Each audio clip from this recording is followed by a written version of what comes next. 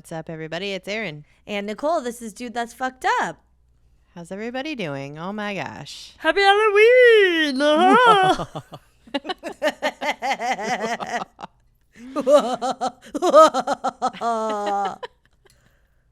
Oh my God. My favorite time of year. It's been the most wonderful time. I think I sing that every year. Of the year. We sing it every year, multiple times a year, at all of our favorite times. Oh, that's true. That's true.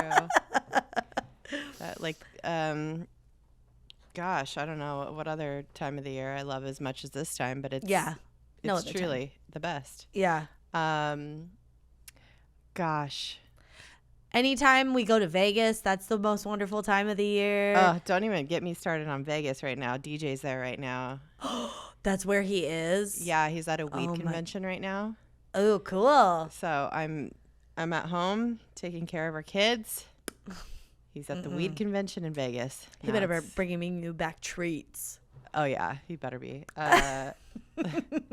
When all I really want is like the food and drink you can only get there. Yeah. And by treats, I mean a round trip airline ticket to go with me at some other time. That's right. That's right. Oh, God. We're going in a couple weeks. Are you? Yeah. And to see the Rolling Stones. Oh. Because we could have seen them here and we're like, why the fuck would we do that? Let's go to Vegas and see them there, baby. At that new stadium? Yeah. At the new stadium, which is requiring... I saw they're requiring vaccination. Yeah. I saw they were at the new stadium in LA at SoFi. Yeah. My neighbor just went. So I saw her Instagram and I was like, oh, fuck yeah. It looks awesome. Yeah. I'm excited. What a time. I know. So I've already made some reservations for foods that we're going to eat there. And we're leaving at like 8 a.m. and getting in at 9 a.m. And then we're just going to check in early and like. Yeah. It's just going to be, I'm so excited. So as you should. Oh yeah. My God. How wonderful. How wonderful. Do we have any love biz? Vegas. We love, oh my God. I wish we were doing this biz from Vegas. Well, we'll have a trip on the books soon. Yeah. That's a given. I don't think any biz. Just go to our website, DTFUpodcast.com. Go to our Patreon. It's patreon.com/DTFUpodcast. And there you can find a plethora of bonus content that we have every month, pretty much. Yeah. Oh my God, love it. Oh, download the whohaha app. Oh yeah, download the whohaha app. You could do clips of the show, share them on social media, but also there's lots of other cool content, like What Are Friends For, which we were a guest on that podcast not too long ago. You can find our episode, listen to it. It's very funny and cute and sweet. It's precious. Not to toot our own horns, but beep beep. Well, how often are we that precious? You know what I mean? But like, we're not very precious on this podcast. We're not.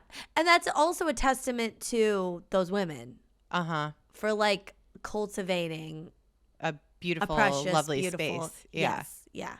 And asking all the right questions. So listen. Yeah. That's what it is. If you'd like to see a softer side of Nicole and us. Nicole and us.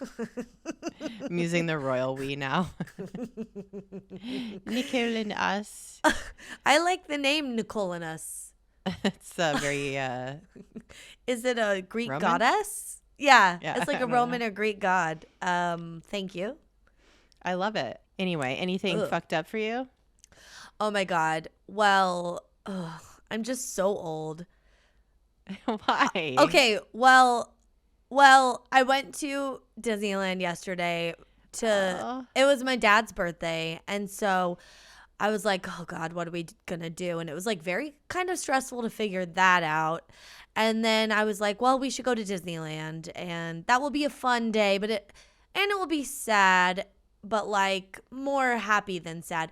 Also, like celebrating someone's birthday who's passed away feels awful, but also more joyous. You feel like you have to mark it in a positive way. Yeah, not you feel the positive stuff more, I think. Yeah. And Disneyland was the perfect place to be. It's somewhere that I went with my family when I was a kid and have a lot of memories there. It's somewhere I went with my family as an adult. We took my dad there for his 70th birthday a couple years ago.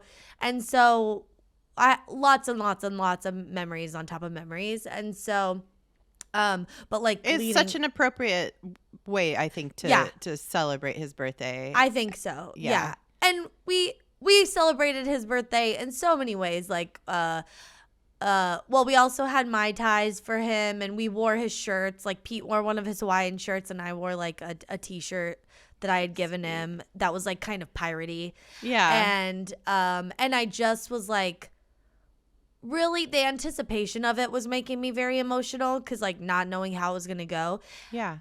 And I was sad a lot throughout the day in, like, bursts, especially after a Mai Tai and listening to Hawaiian music. And me and Pete were just, like, crying. But other than that, it was very fun and a nice place to be when, like, you are celebrating, like, a joyous thing because, you know, like his birthday, because it was so sweet. Like, oh my God. Well, I will tell you the most emotional I got without alcohol was first thing. We like also going back to the park after the pandemic was like a big thing, you know, and it's also a pandemic. Not technically after. So like it's a little stressful. It's stressful. And you haven't been around you're that many people yet. I get to do this again. Like, Yes. I know. It was like so many feelings all at once, which that was overwhelming and that's emotional. And so the first thing we did was go get in line for Space Mountain because that was mine and my dad's ride. Like only in our family, only me and him rode it. Aww. So that was our ride, you know? And so we were in line. We like FaceTimed my mom and we were just like hanging out and the line was moving and grooving and it was just like fun. And I was like getting a little like in my head. And then we like turned. If you're familiar with Space Mountain, right now they're having you do most of the waiting outside. And then you go into like those hallways and you're in there for like a couple of minutes. And then when you're about to board the ride, you come into this room where there's like a spaceship suspended from the ceiling. And then there's like this track around it, but it's like you're almost on the ride. And the second we walked into that room, I just started like sobbing into my mask. And I was like, oh my God. And then I like pulled it together and there was a family in front of us like on our car and the dad and daughter were riding together in the front and it was so sweet and I was just like, oh my dad, you know. But stuff like that is helpful because you're like, oh, someone's like it making makes you memories. happy to see them. You're like that I literally have. You're watching somebody like have that amazing time together and you're like, oh, I know. Please remember this time. Yes, like this is so special. You just want to tell, this is so special. Like shake them and just freak them out. But we didn't do that. Did you talk to them? No. Oh, okay. I was like not in a place really to talk. I was just kind of like trying to hold it together. And then we got on the ride and I just started like sobbing and I sobbed. I've never cried on a roller coaster. Because that's kind of an intense ride. It is. And I was literally oscillating between sobbing and luckily there's really loud music right by your ears. Yeah. And so I'm like trying to pay attention to like lift the thing and I'm like sobbing and then the ride starts and it's just so visceral. Like this is so burned into my brain. It's insane. And even just the lines, like everything, and we're just like on it, and it's like starts the countdown, and I'm just like, like sobbing. People are like, wow, she must be really scared. Oh, yeah. And then I'm just having memories of riding it with my dad. Like the last time I rode it with him on his birthday and you know, being scared and all the time, just every time we rode it and just hearing his voice and hearing his reactions like laugh, to it. Yeah, his laugh, his whistle. And then it starts moving and then between sobs, I'm laughing maniacally. So I'm like, and then I'm like, like the whole time. Oh, what a fucking like primal release, man. And what? You know what? You're so right, because I think that helped the rest of my day be better because I wasn't holding that in. Shit. Yeah, like you're so right. It's like getting the Heimlich maneuver or something, like an emotional or Heimlich like maneuver. the paddles to your chest Yeah, or something. yeah, It's like yeah. an electric Defibrillator, shock. yeah. Oh my God, it was so good. And then like the picture, Pete's eyes are closed. I don't know why, but mine are like. But I'm wearing my mask, so you can't see. And then we stopped, and I took a second to compose myself and was like, and then I was like, oh, I feel sick now from that fucking ride. And then just for a second, just like, because you're really spinning, and it's dark, and my eyes were closed. And it was a whole mess. And then, it was pretty good. And then the rest of the day, we went on rides for him. We went on some new stuff. Later in the day, I texted you a picture. We went and had Mai Tais and listened to Hawaiian music. And it was really so lovely. And just got to have so many memories.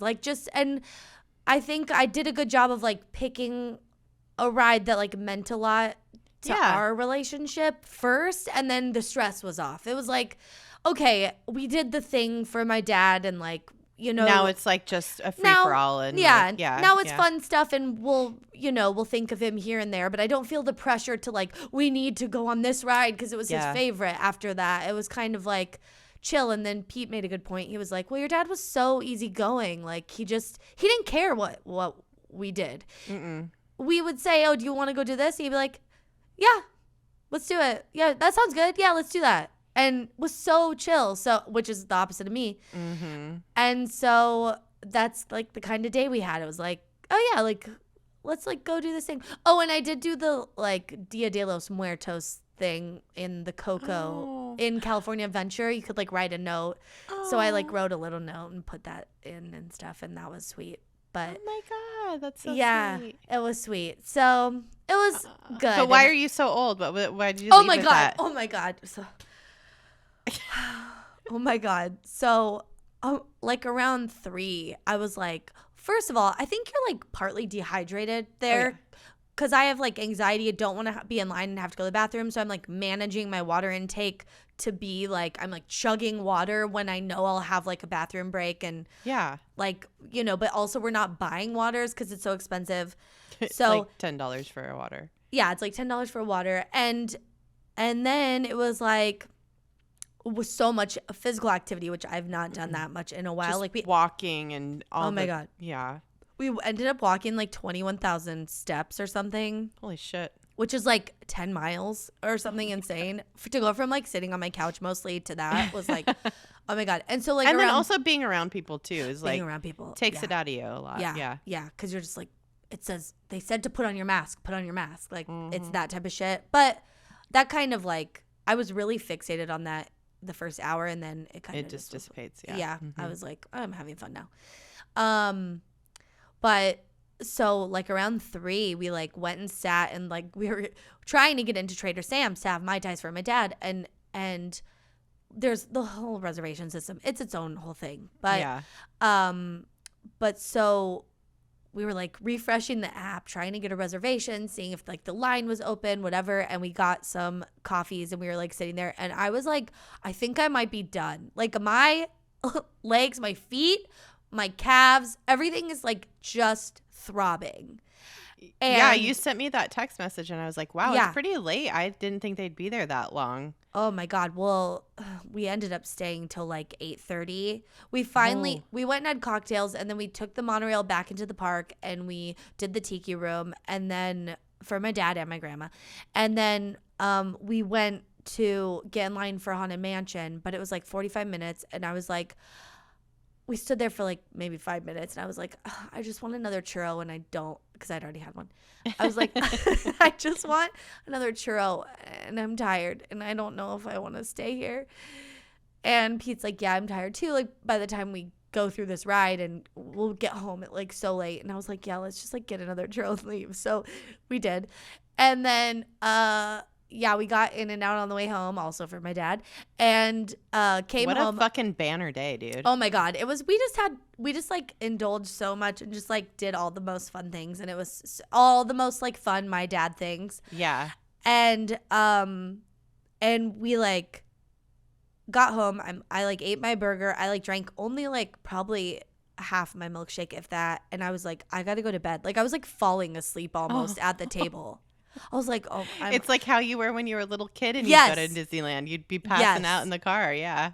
And I was like, oh my God. And then, so I'm like, I got to go to bed. So I'm like trying to take my makeup off and like brush my teeth and like all my like waterproof mascara. And I'm like, ugh. And then I finally get into bed. And then Pete was like, well, I'm not going to go to bed yet. And then we were like just talking or whatever. And I kept like falling asleep. And then finally I was like, I got to go to bed. I got to go to bed. And he's like, okay. And so I did. And then this morning I woke up fucking so sore. My legs hurt so bad today. Like my back hurts. Everything just feels so weak. And I had to go grocery shopping this morning. And I'm like, ow, ow. Like, I can't put on pants. And every time I'm just like so sore. It exhausted me so much. Dude, it's a lot. It's a lot. It's a lot. And then you have to like train to go to Disneyland. You got to train. It's like running. It's like training to run a marathon. And I went grocery shopping and I was like, I bought some queso at Trader Joe's and I'm like trying to open it, but my muscles are so weak. Like everything's just weak. And then I was like trying to open it with, also I'm like probably have carpal tunnel or something in my hands and I'm just like losing my grip. Yeah. Arthritis. Yeah. And so I'm like trying to open it and just, I'm so weak and I'm like, ugh. And so I'm like trying to use these like oven mitts that are silicone to grip it, but then they're like kind of greasy. And I was like, oh my God, what if I drop this and it shatters? And like, that's so embarrassing. And so I almost dropped it. And then I like went to catch it and like jammed it into my ribs. And I was like, if I just bruised a rib from this fucking queso, I'm going to kill myself. How embarrassing. Like, just like she was so desperate for queso that she bruised a rib and didn't realize and she punctured a lung and then she just ran out of air and died. Like, I was like, and of course I'm too stubborn to be like interrupting Pete's day at work and be like, can you open this queso for me? I can't get this queso open. Oh my God. It wasn't even good once I opened it. Oh, fuck you, Trader Joe's. Make better queso. Ooh, anyway, bitch. I've talked too long. I'm sorry. There was so much. Oh my God. Well, I love it. I'm so glad you had a great day. And wow, what a time, man. What a time. So do you have anything fucked up this week? Not personally, but I found this news article that I have to talk about. If I don't talk about it, I'll die. So the Royal Caribbean is they've created something called the Ultimate World Cruise. Mm-hmm. It is approximately a 9-month trip on one of their fucking boats. So the voyage begins December 10th, 2023 and ends September 10th, 2024.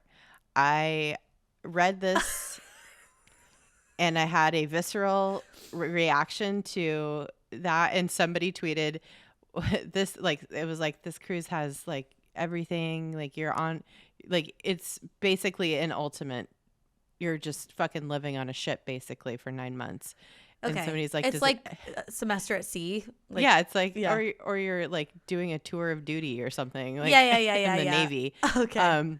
Somebody's like, does it have a graveyard on it? Because like, like what the fuck? Oh my God. So yeah, basically you're on the cruise. The president and CEO of Royal Caribbean International says, this is the world cruise of world cruises.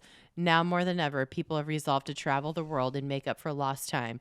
Royal Caribbean is making that a reality with the ultimate vacation that welcomes those who seeking adventure and to explore and exploration to taste, dance, and dream with us around the world. To travelers asking themselves where they should go next, we say everywhere. Okay, and And then you ask them if they're going to be on it. Like, are you guys going to work from abroad on the cruise? They're like, fuck no, I'm not going on that goddamn cruise ship.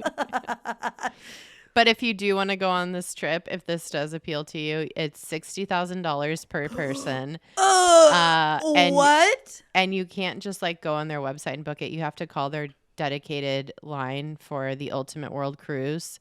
There's an 800 number for it. Go ahead, give it out, just in case any of our listeners want to book it. I don't want to. Okay, well, just kidding. I'm kidding. I have it I have it at the ready. But no one wants it.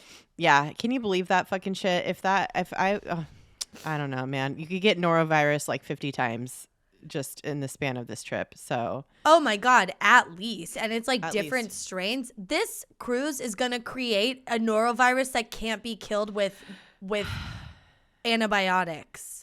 I mean, I don't think it can. You just got to let it run its course or kill you, whatever. Well, it's going to create a super strain of norovirus that's like, you know how like some of the cruise ships started cleaning, like they boast that their cleaning services kill like 99.9% of norovirus, which is like harder to kill than normal bacteria. Like no one's going to have any products. Or you're just going to become like immune to norovirus eventually. Like everybody's going to have a fecal transplant basically that is on the ship. A fecal transplant. This is how zombies are made. Ooh. This is how this is a cursed fucking ship. This is a cursed ship. It comes back and all the people are now zombies. They're the undead and nobody's noticed. Like even the captain somehow like has been driving this ship. Yeah. And whatever port they finish in, then that's going to be where all the zombies come off. And that's going to be the ground zero for the zombie apocalypse. I know that's right. Oh, man. It's like, to circle back to Disneyland, it's like the Black Pearl from Pirates of the Caribbean. It is. When the moon shines on them. Yeah. They're zombies, but just zombies. Always zombies. Yeah. Yeah. But yeah. Well, that's a fun segue to what we're talking about. We're talking about some creepy shit today. Sort of. God. We got a listener submission for a conspiracy theory involving vampires. I don't know if they're coming from space, space, like aliens or surviving in space. Yeah, like did I? Well, because we couldn't find what this was. Like, there's a conspiracy theory about vampires in space, and there is a book also. So I don't know if that's what they were referencing, but please, if you're the one that submitted that, elaborate. We'd love to know more because we couldn't really find anything online. Yeah. However, as we were researching, trying to figure this out, that's how we found the conspiracy theory about Denver International Airport. Yeah. You found that trying to find other information on vampires and space vampires. Yeah, but this also got us thinking, like, what other like weird things about vampires and other creepy centric creatures, like werewolves and whatnot, are out there. And we're just going to talk about it. Yeah, we're just going to talk about some of these things because also I think we have questions about some of these things, and I don't know.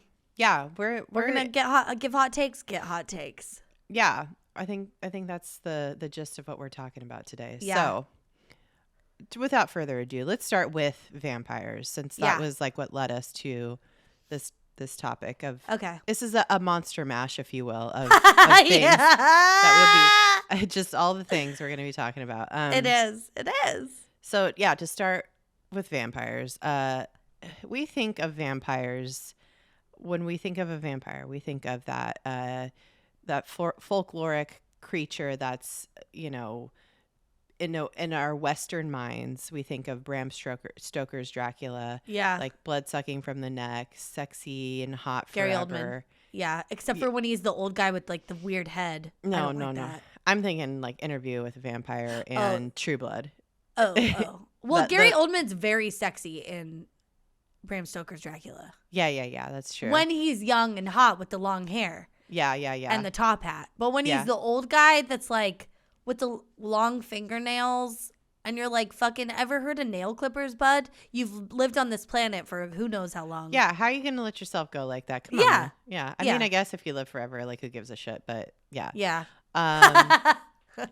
Yeah, and like we think, maybe you had like vampires like in a lot of like our movies and stuff and books have like cool powers like mind reading or turning into a bat, sleeping during the day because the sun will kill you, fangs, all that stuff. People. Glamoring, yeah. But did you know that every single culture all over the world has some sort of vampiric demon-like creature in their ancient folklore? Oh. So, because the concept of vampire, like a demon of some sort, has been around for millennia. A blood-sucking demon, essentially. Yeah. Okay. Like, honestly, it probably all started with Lilith. That's this necklace that I wear is a Lilith little tablet. That was Adam's first wife in the Garden of Eden and before Eve. And she said, bitch, I'm not going to lie under you. I want to get on top and fuck, like, what's up? And Adam's like, oh. And so she's like, bye, I'm going to go fuck other dudes. Yeah. Is there other dudes here? Yeah. And demons. Yeah. She has to. Yeah, she got booted out of the Garden of Eden, and just that's like her whole story is that she just like made demon babies, and she's a succubus, like the original succubus. So, cool. I love her. But yeah, so like all of these, kind of ancient folklore all around the world, it's all the precursor to modern day vampires. Okay. However, the folklore for what we currently know as a vampire originates almost exclusively from early 18th century southeastern Europe. That's the Transylvania and all that kind of vibe. Okay. Because that region really did a good job recording and publishing their folklore stories. Oh, so we just attribute vampires to be from that region. Yeah, because they're really good at like. Yeah, they really had the records. Yeah, they had like the receipts. They were like Twilight before Twilight. So yeah, cute. And so it was such a pervasive belief in the 18th century that there was always some sort of mass hysteria and like full-blown vampire hunts happening, and they'd publicly execute people who they believed were vampires. They'd dig up graves. They'd do all sorts of crazy shit in the 18th century because of all that. But how the times have changed. Because we love a fucking goddamn vampire these days, especially in the States. We love it. Love. I think vampires are just like fun, sexy, nighttime, rock and roll. Like they're the most human, I think, of the Monster Mash attendees that we're going to talk about. The Monster Mashers, I guess. And the vampire Dracula's the only one you'd want to monster smash. You know what I mean? Ayo. Werewolf. Maybe too hairy, and also a regular dork, like most of the time, if we're going by Teen Wolf standards. It's like... Or just like a serial killer that's going to like eat babies. Like, yeah. Based on the moon cycle. And I'm like, I'm not into that. Sir, yeah, calm down. Like astrology, you're making life decisions based on that? No, sir. And your entire personality is based on the moon. Calm down. Ugh. Okay, Aries and fucking Scorpio moon. Calm down. Harry's in the Scorpio moon. Bitch. Yeah, so I think vampires are really fun. And I don't know, they're also very spooky too. Like there's something. They're undead. They're undying. They're undead and they're very smart. I think that's the other thing of everyone, like every type of monster kind of thing we're going to talk about today. They're very smart, and so that's what's terrifying, and that's what makes them scary. I love it. I think that's. Yeah. I think it's like the there's nothing really animalistic technically in our folklore about. Yeah. There is, but there isn't. It's not like a mindless. In some folklore, it's a mindless zombie, basically. But a vampire? We'll talk about that later. Yeah. There's like a lot of like, Venn diagramming happening there with zombies. But yeah, technically, in the way that we think of vampires, it is this, sexy, independent, intelligent creature. Yeah. Well, they can't control their bloodlust, so they are, because that's their only food. That's the only thing that sustains them. So they have to. So like that's maybe the like zombie like fixation, you know? Yeah, exactly. But The it's one usually track sexy. mindedness. Yeah, because they're like because they go for necks. like all the points thick. that vampires suck Yeah. from are like sensual, like erogenous zone kind of like areas, because that's where true. The big veins. Yeah. So oh my god, even your inner thigh. Am I blushing? Exactly. So yeah, I that's just a little background on vampires. Everybody probably knows all this shit. Yeah. But we also wanted to know, could vampires be real? And it depends on who you ask, because there are some people out there who actually do love vampires maybe a little bit too much and consider themselves real vampires. Like drink blood, like literally cow blood drink or blood. something. Yeah. No, human blood. Oh. Yeah, which seems like it'd be a problem. But according to John Edgar Browning in an article he wrote for theconversation.com, quote, real vampires is the collective term by which these people are known, people who consider themselves vampires. They're not, quote, real in the sense that they turn into bats and live forever, but many do sport fangs, and just as many live a primarily nocturnal existence. These are just some of the cultural markers real vampires adopt to express a shared and, according to them, biological essence. They need blood, human or animal, or psychic energy from donors in order to feel healthy. Or psychic energy. How I convenient. mean, I've heard of psychic vampires, like people who like suck your energy, like that. Yeah, like Colin from What We Do in the Shadows. Yeah, exactly. Yeah. I know energy vampires. I don't think they'd call themselves that, but we all know them. Yeah, we do. We know them. Oh wow, that's interesting. There's like, you know, kind of like covens and houses of vampires that exist in probably all over the country, nay, the world. Definitely down in New Orleans. There's this man who I just referenced, John Edgar Browning. He's like studied and interviewed with all these people in different states to like kind of get an ethnography of what these people are. You know, it's like if we can have furries, we can have fucking vampires, you know? Yeah. If we can have like goths, I don't know. It's just like another, or like people who dress like anime characters or whatever. It's like, who cares? I think it is a little gross that they're, this is the thing, because it's like, they don't need to be drinking blood. They're not craving blood. They might tell you they are, but they're not. It's not something that like, unless they're like really anemic or something. But then it's like, who's to say? Like no, it's made up. It's not. No, that's bullshit. They're like, I take an iron supplement. Yeah, I'm like, go to fucking Rite Aid, down the vitamin aisle, get a multivitamin.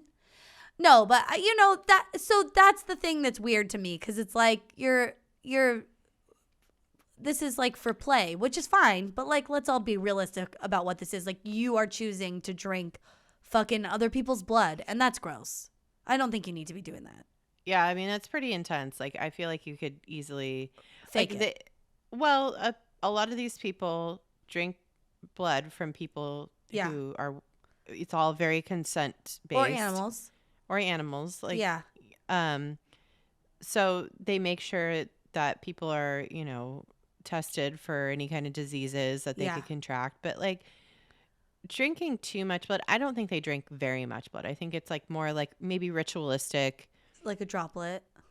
Yeah, I mean probably a little bit more than that, but like I don't know. I could see people, if you develop a taste for it, like it's like anything else in the world, you know. It's like very close to cannibalism. You're basically ingesting human products. 100%. And I don't think you need to be doing that. It's gross. It's gross. I mean, whatever. People want to try it. I don't know. I just think it's very weird, and I don't like it. It's a bit much for sure. Yeah, but it's like I don't want to yuck somebody's bloody yum. Oh, I do. Also, these sound like theater kids. Well, these sound like theater kids, but in their like 50s, and they're bored or something. I don't know. yeah, I mean, I'm not going to roast these people too hard because I don't want them showing up at my door and drinking my blood. Well, that's illegal. That's true. They No, want to no come consent. at me and non-consensually drink my blood. I'm calling the police. Yeah, that is that's over the line. Over the line. And we might cut out my theater kids comment. TBD. And that, but it sounds very theater kitty to me. I mean, somebody watched Bram Stoker's Dracula and loved it. Loved it. And formed an identity around. Yeah. Is that Leslie Nielsen? Yeah. Dead and loving it. Oh my God. Well, what do you think? Do you think vampires could be real? Like, I mean, not this version of one. I don't, because I think they would wipe out the human population so fast. I read that, I think, Popular Mechanic article. The calculator? Yeah.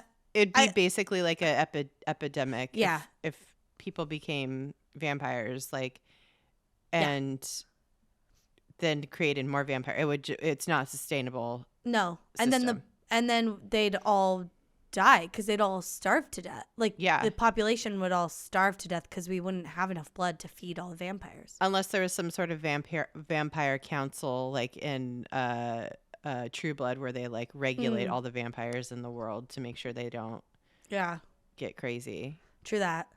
So I don't think it could be possible. I just think we'd know, I think. Yeah. Oh, well, I did want to answer, like, or kind of attempt to answer, could vampires survive in space? Just, even though we don't know anything about this, but what are the rules? What are the rules? Yeah, that's the thing, though. We can make parameters. The rules up. The parameters, I guess, would be like what we commonly refer to, in movies and pop culture. Like, I feel like they'd thrive in space. Yeah, so I read some theories about this, and so, because first someone was like, vampires couldn't survive in space, they need oxygen. But then, depending on the vampire lore that you're following, they may not. Like in True Blood, they don't need oxygen. They're not alive. So they could live in space. I think it would be very hard if it was just like a vampire in space. Like, is there a colony of vampires? Then it'd be easier to survive. But if it's just like one vampire floating around in space for eternity, I think they'd survive. Yeah, they'd just be cursed to float through the infinite void of space. But they'd have to stay in the shadows because the sun would get them. That's true. So that's the tricky part. Yeah. And I think they need to eat, right? Or they waste away. I mean, that's the thing about space. Will it preserve them, or will it? Oh, yeah. Maybe it preserves them. Then they're just like alive, but just like frozen in time. Oh. I bet there's some vampires out there right now. Oh. Just biding their time. There are. They live in Fullerton. In the vampire community. It's like a They're the OC vampires. Yeah, it's the prefab. It's like one of those communities, off the 91 or whatever. Yeah. Where all the houses look the same. It's a development. Tract homes. Yeah, tract homes. But I heard it's really popping. Also, I had a question about why are vampires so horny? I don't know if you have any theories on that, or maybe it's just like a misunderstanding because of like the points where they feed off of. But also, I feel like they're always fucking in like everything. Listen, if you live forever, wouldn't you just be the biggest hoe out there? And you couldn't catch diseases or get pregnant. Yeah. So probably. Also, I don't know. I mean, True Blood explains it like they're constantly on Molly or something, like sex and like everything's like heightened. All their sensations are really heightened. They're in that way. Yeah, and that just makes them horny. Yeah. I think also, like, if you're a vampire, you need to draw people to you so that you can have your food supply. Yeah. You know, so you're not, like, constantly, like, Oh, yeah. You can't be scrounging like, around. yeah, you can't like be putting people off. You have to be attracting them. Yeah. So you can glamour them and then, like, have them be your blood bag or whatever. I don't know. So you want to, I feel like you got to be horny and hot. Yeah. You got to be hot. Yeah. I think maybe initially how vampires became horny. This is just like a theory I have, is that like sex was evil and vampires were evil. 100%. Like, so they just like go hand in hand. Yeah, they came, the lore of them came about during a very like repressed time, I think. And yeah. So it makes sense, but hey, it's carried on. Vampires and we love are the horniest. Yeah, we love it. I love it. What? No, I just love it. Yeah, I do too. Well, let's I was just thinking about all the vampire sex I've enjoyed over the years from watching on film. Yeah. Not personally. Not personally, yeah. I haven't been to Fullerton. So let's go to the next hottest creature in the monster monster mash pageant, and that's the werewolf. Ooh. What do you think, hot or not? Okay, if it's Alcide from fucking oh bitch, if it is fucking Joe Manganiello from True Blood, currently Mr. Sofia Vergara, if it is him, hotter than vampires, the hottest, top of the top, cream of the crop. If it's anyone else, meh, I don't know. Him versus Vampire Eric from True Blood? Oh, I'm Alcide. I'm Team Alcide. 100,000,000%. I think he just looks like he smells amazing. Like his pheromones smell amazing. Eric is a little too pretty for me. I'd still take him. I love a pretty man. Yeah, I'd still listen. I'm still into it, but if Alcide's on the table, I'm sitting on his face. I'm sitting on that table too. I'm sitting on that table on his face. Yeah. Oh Lord. Poor Joe Manganiello. No, he's doing fine. Great. Sorry if you're listening, Joe. He's not.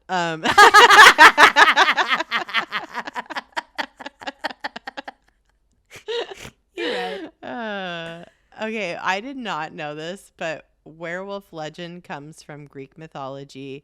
Oh. And specifically, I mean, that makes sense, but yeah. Specifically this story, this legend about a man named Lycaon who pissed off Zeus by serving him a meal made from human flesh. Oh, no. Jesus Christ, Greek mythology is wild. He fucking Barbara Fleet Streeted him. Yeah, he fucking Sweeney Todded him. Sweeney Todded. Jeffrey Dahmer's ass serving Zeus some full-on filet Magnon. I lost the thread for a second. But as punishment, Zeus was like, fuck you, Lycaon, and turned him into a wolf. And this made me think, that honestly sounds like a cool, quote, punishment. Like, was Zeus even that mad? If he was actually pissed, like, wouldn't he just kill him or turn him into something less cool, like a fucking idiotic yet delicious turkey? Or, like, I'm thinking if you... No, like, or you make him fucking push a rock up a hill for eternity. There's so many worse things he did. A wolf is great. Make it meal based too, though. Like, you know, he served him a meal. Like, he should be doomed to be eaten over and over again. Right, he should be food. Yeah. He should be someone's food. Like as punishment for serving a human to Zeus. But no, Zeus. He could have turned him into a nice flaky whitefish, like a cod or tilapia. He should have turned him into that fucking Trader Joe's queso. It's It's fucking gross. Case no, okay? Case no. Oh, Lord. Well, Zeus turned him into a wolf, and that honestly sounds cool as shit. Like, oh my God. I can you imagine how much less cool like were lore would be if this guy was turned into a fucking absolute donut of an animal instead of a wolf, like a apex predator? Like, Yeah. what? Come on. Like, also, wolves are like the prettiest of the like dog animal. You know, it's like their eyes are really scary and they have the and they're like, I don't know, they're always depicted like on that shirt. And they're familiar. You know, like, the shirt. Yeah, the three wolf moons. Yeah. It's like the wolves are so majestic. And they're like very family oriented. Like they have packs, and they like take care of each other. They're very communal. Like they've been given a bad rap through history because they can be very vicious and eat people, but still. They should have made this man a pigeon. Right? That's what I'm saying. Yeah. Or like a parrot. Yeah, Zeus. Yeah. What is he thinking? I don't know. Well, so could werewolves be real? No, they're the whole. Oh, what? You think werewolves are real? I mean, I like your theory that you have in the notes. My theory, yeah. Okay, could werewolves be real? I don't know. I mean, that's like the type of thing I don't really believe in. Show me the evidence. Yeah. And then I'll be on board. But it's like, well, it's just one of those magical things. But this is my theory, and I think that people assume werewolves are dudes, and through history there have been like accounts of men just being, and this is where the term lunatic comes from. Because it's associated with because the moon, a full moon, does make people act a little fucking kooky. Yeah. And through history, it is given license for men to be absolute fucking trash, like just insane killers, basically. And they blame it on the moon, and they blame it on, whatever. God. And they're called werewolves. But how have we survived as a species this long? Listen, it blows my mind. That's the thing, the saying of like, if sexuality was a choice, do you think I'd be attracted to men? Men? Men don't understand how scary they are to women. That's the thing. Well, this is why men have been associated with werewolves. Yeah, because they're scary. Wolves are... What? Can also be female. They can also be female. Okay, this goes to my... I went on a tangent. This comes to my theory, which is, I think over the years, werewolves were always assuming are male, but what if werewolves are female, which would make so much more sense because they transition into their werewolfdom via the cycle of the moon, and women's menstrual cycles could also sync up to the moon. So maybe werewolves are women, and I hope they are. And I hope someone turns me into a werewolf, and I just get to go out there and I get to fucking eat all the people I don't like. Honestly, that makes way more sense to me than anything. Yeah. And that's how I feel like werewolves on can your be period. Real. Oh. Because werewolves are women. Yeah. But like in a good way, not in a bad, like misogynistic way, like that we've been taught over the years to have our periods be a bad thing. No. It's like they get to celebrate it. Also, we feel like wolves on our periods sometimes. Like we feel out of control. Animalistic, yeah. Animalistic. I just read a really great book called Night Bitch that is about like a woman postpartum and like has like a toddler and is just like kind of going a little bit insane, but like not really. She's just like embracing the wildness of motherhood in like a way that is really intense and like I don't know. It's very good. It's a really good book if anybody is looking for something a little bit more I don't know, weird to read. It's really fun. Good. Yeah. Oh my gosh. Yeah. Highly so recommend. Maybe werewolves do exist and they are women and they have these like colonies and that's literally what the book is about. It's like women becoming wolves. Yeah.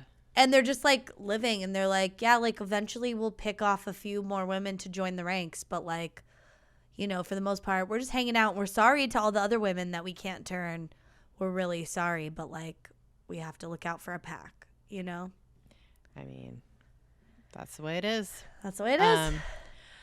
All right, so that's werewolves. Check. Mm-hmm. The next monster on the list, Frankenstein's monster. Oh my God. Does he have a name? It's just the monster. The monster. Okay. In the book, yeah. Yeah. One of the coolest monsters at the MASH. Absolutely. Also, maybe misunderstood. I don't know.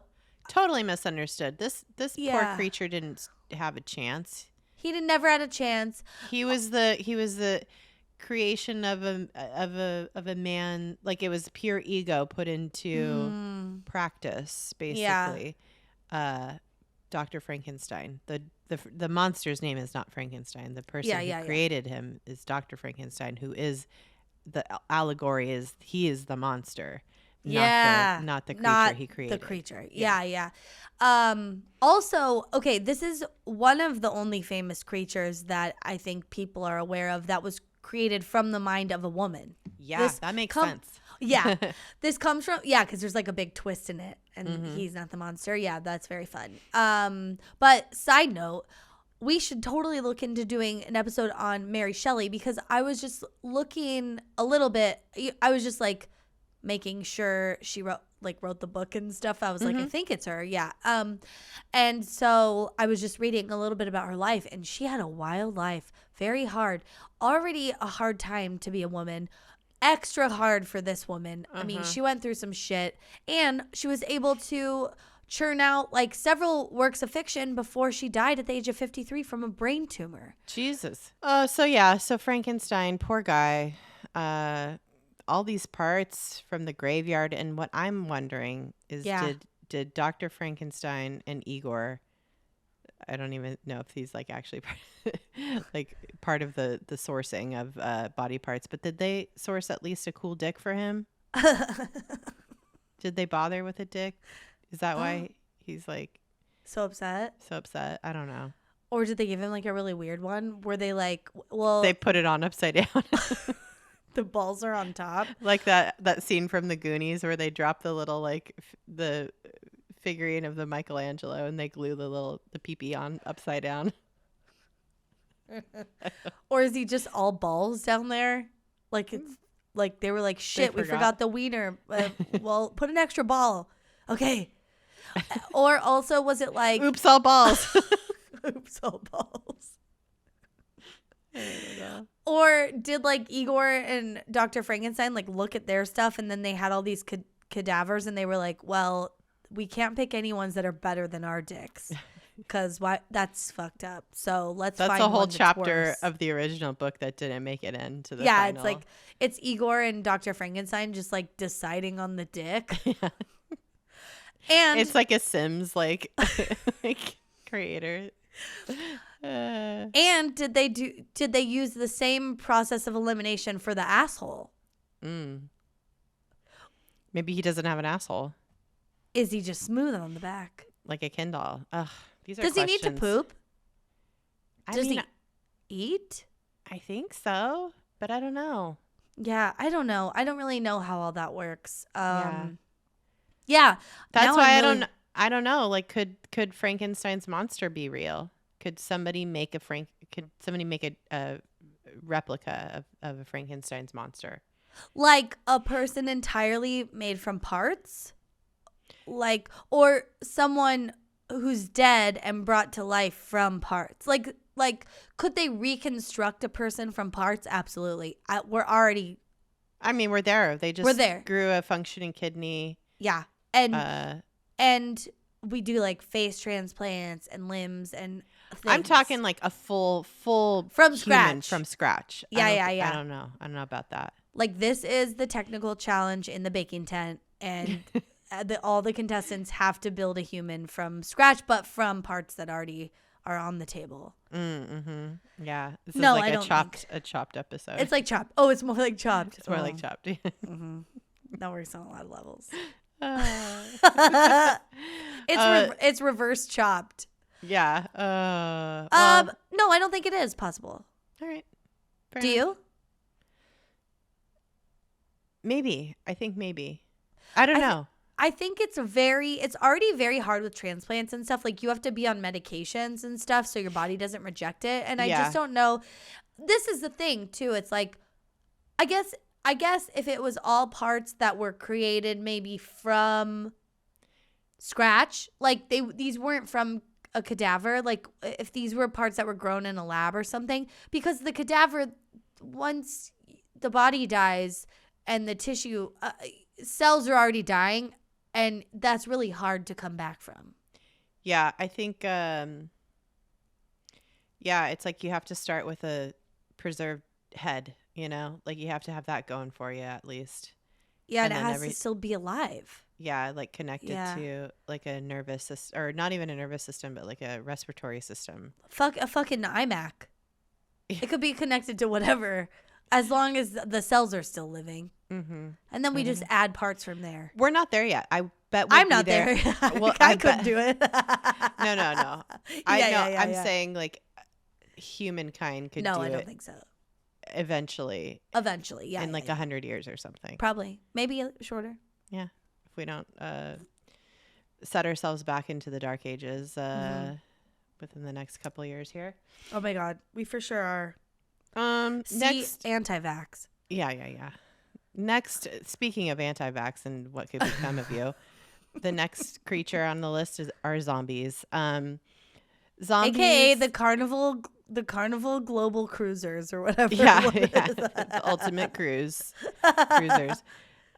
Zombies is a term. A zombie is a term that comes from Haitian folklore, in which a zombie is a dead body reanimated through various methods, usually, like magic, like in the Haitian belief through magic, like voodoo.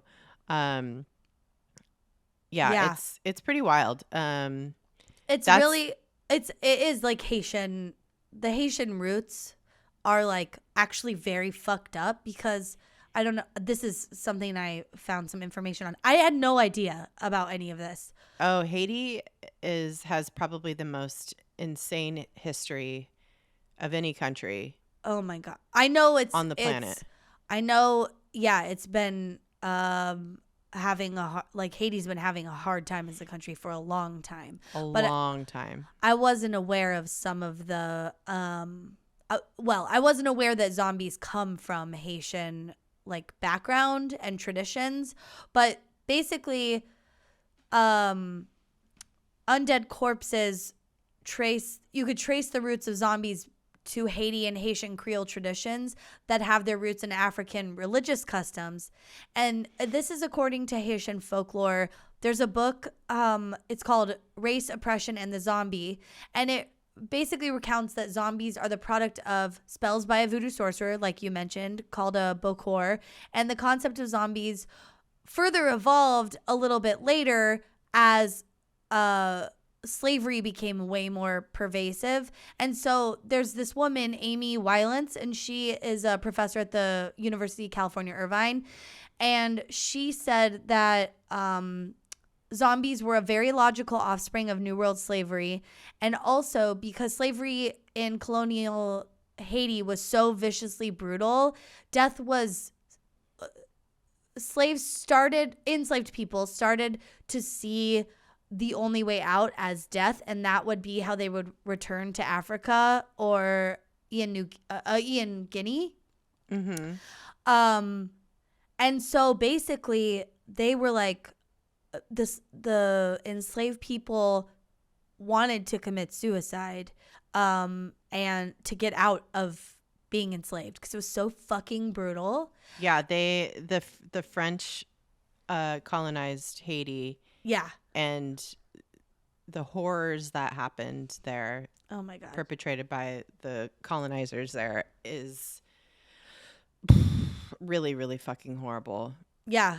And so they were like, well, we got to get out of this. And this is how we can like return to like Africa and like live a spiritual, we'll be dead, but our spirits will survive. And like, it was, kind of a nice thought, a religious thought, and something that they were clinging to in this like awful time. Yeah. And then people, I would assume the people enslaving them, the French colonizers, tried to come up with these sorts of ideas like you become a zombie and you live forever here. Or it was also just like maybe a part of their own religious thoughts. And so they basically came up with the idea of a zombie so that the enslaved wouldn't kill themselves, and tried to scare them out of committing suicide. I see. Because that would be the worst thing that could happen, is that you are stuck here enslaved for eternity. Forever. Yeah, because you're it's undead. like this forever. Yeah, because you're undead. Oh God, So, that's so awful. Yeah, I mean, it also came to the U.S. This was also an idea in the U.S. And there are early accounts of references to zombies in the enslaved communities, and connecting it back to African traditions. And, you know, not shortly thereafter, white people co-opted this idea and started publishing it as their own story. But yeah, like eventually, like this was an idea that was stolen from African religious tradition, and became a very white thing. Yeah, and they took the like religious ritualistic aspect away from the like culture, the roots of you know, how you become a zombie. Like becoming a zombie involves like, you know, magic and voodoo in Haitian folklore. Yes. But in like more of the, you know, modern whitewashed zombie folklore, it's some sort of science fiction. It's a virus, yeah, whatever, or like some sort of, you know, a biological yeah. That's it. That's how they've like sanitized like even the like religious aspect out of it. So it's pretty interesting. It's it's fascinating. I didn't get too deep into the origins of it, but there's a lot of interesting stuff out there. I found most of this information from NPR. But it's interesting, you know. I mean, this has always been fascinating to me, but like how religion is like weaponized back against people, like it. And so this is kind of an example of that, I feel, where it was probably a way for the enslaved communities to like be like, don't kill yourself, like what if this happens? But then I'm sure it was weaponized, you know, from it sounds like when they were, you know, creating the initial lore and you know, having the like the fact that like it was an escape to like, you know, rather than be enslaved, to be free, like to return to commit your suicide. Then the religion of like the colonizers probably infiltrated that and kind of took shape, because the idea of like being in a purgatory of sorts, that's a fucking Catholic Christian ideal idea. So yeah, I don't know.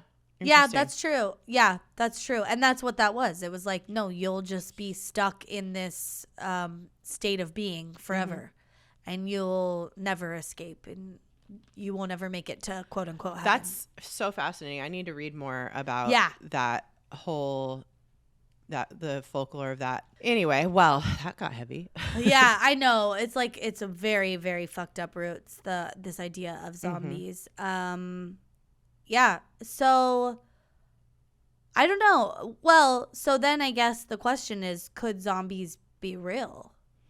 I mean, I think there are species of like insects that that are you know, invasive, that come and can take over the like they're host. like like there's parasitic things that could take over the like and host be like invasion of the body snatchers and create kind of like a zombie insect. Basically, there's several things that parasites that can do that. So, so technically, yeah, zombies do exist. Not in a human way, maybe, but in other species for sure. But then, like, okay, this is maybe a philosophical, or I don't know what kind of question this is, but do zombies already exist when someone has something like a brain tumor or something that completely changes their personality and how they were? You know, like, you hear stories about like so and so just one day completely was different, and you know, for a couple of years was just like had a very different vibe and persona, and then they found a brain tumor, they cut it out, and then they were like normal again or whatever. It's like, or these parasites, it's like, could you have an illness or something that like makes you kind of a zombie? Not a flesh eating one, obviously, but you're not in control. But maybe we have bath salts. People can do that. Eating faces and shit in Florida. Eating faces. I feel like that's just Florida, though. Yeah, I think this is Florida. It's like a perfect storm. Maybe that's where zombies originate. I mean, if they're gonna come from anywhere, it's gonna be Florida. Whether it's from a that cruise ship. Not in the like ancient, Haitian folklore. Yeah. Do they exist? But maybe. I don't think so. Yeah. But zombies in the sense of, the word of it being a general term for somebody who has completely been taken over by an insane ideal, like anti-vaxxing. Maybe. Yeah. Could be. I know. Well, and yeah, I think how zombies are depicted today too. This is the thing with zombies. I feel like it's so kind of boring. They're so boring. It's kind of that thing with Dracula or vampires, where I thought we had a group of set rules, and we all agreed to these rules, and these were what we all defined as what a vampire or a zombie could or couldn't do. And then things come out, and there are zombies running and outsmarting people, and you're like, what is this? I Am Legend, or is this Walking Dead? What are we doing here? Is this an alien or a zombie? I need a yes or no. Is this an alien? Well. Yeah. So I don't know. Final thoughts and feelings. For me, I just need to watch True Blood again, I think. Oh my God. So fun. I love all this stuff. It's just, I had so much fun with this episode because we just got to like have opinions. I know. Hopefully we cut some of it out though, because we went long. Yeah. When I vowed to not talk so much, but. Oh well, whatevs. Yeah, it's fine. All right, that's all I got. Super fun, spooky stuff. Follow us on social medias at DTFU Podcast everywhere. Oh my gosh. Visit our website, DTFUpodcast.com. Yeah, and thank you so much for listening. Have a happy and safe Halloween. Ooh, they did the mesh. They did the monster mash. It was a smash. They caught on in a flash. Oh my God, that was really good. Thank you. All right. We're done here. Okay. Thanks for listening. Listen, be excellent to yourselves. And each other. Bye-bye. Bye-bye. Okay, bye.